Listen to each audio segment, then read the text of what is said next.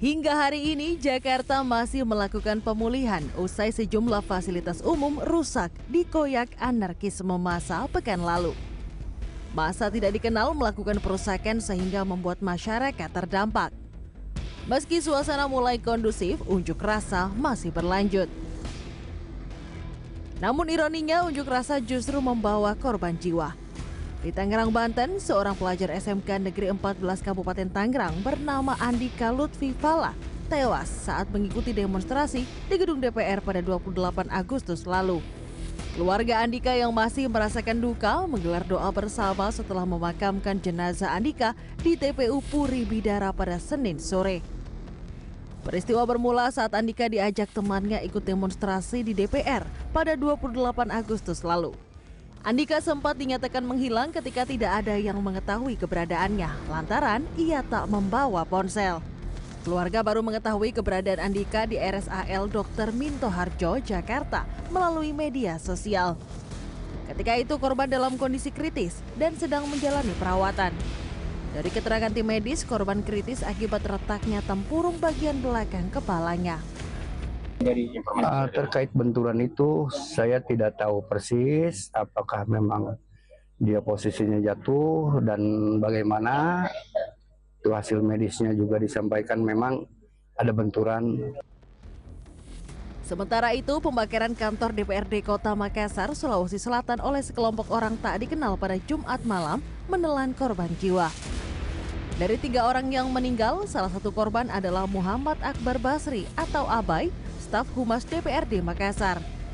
Abai dikabarkan meninggal setelah aksi pengerusakan dan pembakaran yang terjadi saat rapat paripurna. Abai berusaha menolong rekannya sebelum akhirnya keduanya meninggal terjebak kebakaran. Jadi kami dari pihak keluarga betul-betul sudah mengikhlaskan atas apa yang terjadi pada Rinda kami. Dan untuk kedepannya buat teman-teman mahasiswa atau ke masyarakat yang ikut berdemo, mohon kiranya tidak sampai anarkis. Bicara tentang korban, Presiden Republik Indonesia Prabowo Subianto menyambangi Rumah Sakit Bayangkara Polri, Kramat Jati, Jakarta Timur pada Senin sore.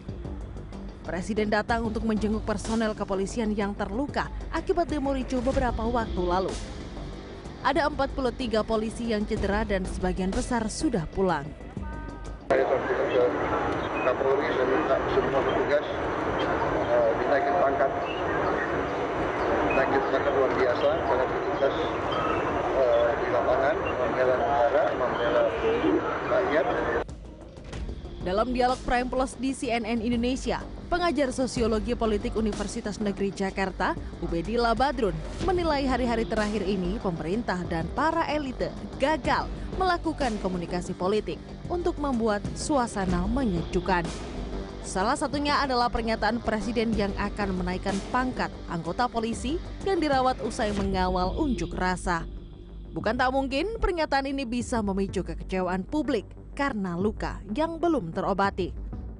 Tapi juga perlu dicatat tuh ketika misalnya maaf harus saya sampaikan ya. Ketika Prabowo menemui korban kepolisian, lalu para polisi yang jadi korban kekerasan ya, lalu diberikan kenaikan pangkat, itu sebetulnya juga tanda tanya besar buat dari publik ya. Karena itu perlu penjelasan yang lebih lebih rasional. Dan menurut Anda itu bisa menyebabkan social movement lagi? Iya. Pernyataan jadi itu. Kekecewaan itu masih muncul karena misalnya tuntutan yang muncul di publik itu kan karena ini persoalan sangat serius ya. Ketika Afan Kurniawan itu dilindas oleh kendaraan Rantis itu bukan persoalan sederhana. Dan pada akhirnya membuat suasana sejuk memang tak semudah membalikan telapak tangan. Tak hanya lisan, tetapi juga perilaku.